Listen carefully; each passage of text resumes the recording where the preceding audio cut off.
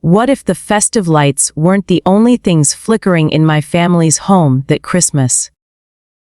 It started innocently enough, but soon, shadows whispered secrets that no one should hear. This is the alleged true story of how demons reportedly took over my family's house during the holidays. It was December 2018, in a quiet suburb of Manchester, UK. My family, mum, dad, my sister Emily, and I had gathered for what was supposed to be a joyful Christmas. The house was decked with twinkling lights, a massive tree in the living room, and the smell of mince pies baking in the oven. But something felt off from the moment we arrived. The first sign came on Christmas Eve. We were wrapping presents when the lights dimmed for no reason. Dad checked the fuses, but everything was fine. Then, a cold draft swept through the room, even though all windows were shut. Emily joked it was the ghost of Christmas past, but her laugh sounded forced. That night, as we went to bed, I heard scratching inside the walls, like nails dragging across wood. Christmas morning should have been magical. We opened gifts by the fire, but the atmosphere was tense. Mum's antique ornament fell from the tree and shattered without anyone touching it. Then, the radio turned on by itself, playing static mixed with faint whispers. We thought it was a prank, but no one was near it.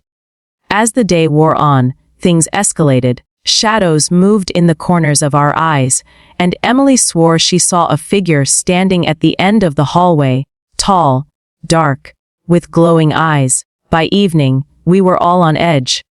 Dad suggested we say a prayer, but as he spoke, the room grew freezing cold. Breath visible in the air, like mid-winter outside.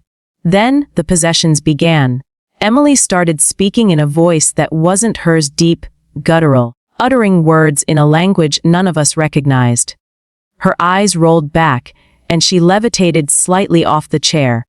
We were terrified. This wasn't our sister anymore. Panic set in. Mum called a local priest, Father Thomas, who arrived within the hour. He said the house had a dark history, allegedly built on an old burial ground from the 1800s, where reported demonic activity had plagued previous owners. As he prepared for an exorcism, objects flew across the room: books, candles. Even the Christmas tree toppled over. The demons were fighting back. Father Thomas began the ritual, sprinkling holy water and reciting prayers. Emily thrashed on the floor, screaming obscenities. The air filled with a sulfur smell, and shadows coalesced into shapes, horned figures lurking in the dim light. I felt invisible hands grabbing at me, whispering temptations in my ear. Dad held Mum as she sobbed, praying for it to end. The climax came around midnight. The entire house shook, lights exploding in showers of sparks. Emily's body contorted unnaturally, and a voice boomed from her. "This house is ours." Father Thomas pressed on, commanding the demons to leave in the name of God. Slowly, the shaking stopped. Emily collapsed, exhausted but herself again. The shadows retreated, and warmth returned to the rooms. We spent the rest of the night in prayer, too scared to sleep. By morning, the house felt normal. But we knew it wasn't over.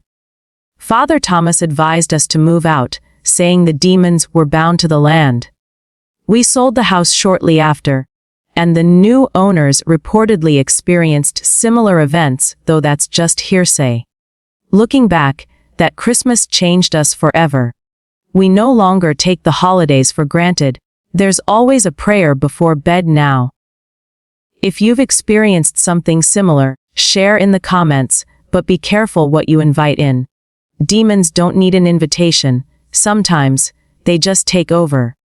But wait, there's more to this story. Alleged reports from neighbors mentioned seeing strange lights in the windows long after we left. Could the demons still be there, waiting for the next family? In researching this, I found similar alleged cases across the UK, homes haunted during festive seasons, when energies are high. Experts in paranormal activity suggest that holidays amplify spiritual presences, making homes vulnerable. If you're skeptical, That's fair. But remember, not everything has a rational explanation. That scratching in the walls, it might not be mice. Thanks for watching this true story narration. If it chilled you, hit like and subscribe for more creepy tales. Stay safe this holiday season, you never know what's lurking in the shadows.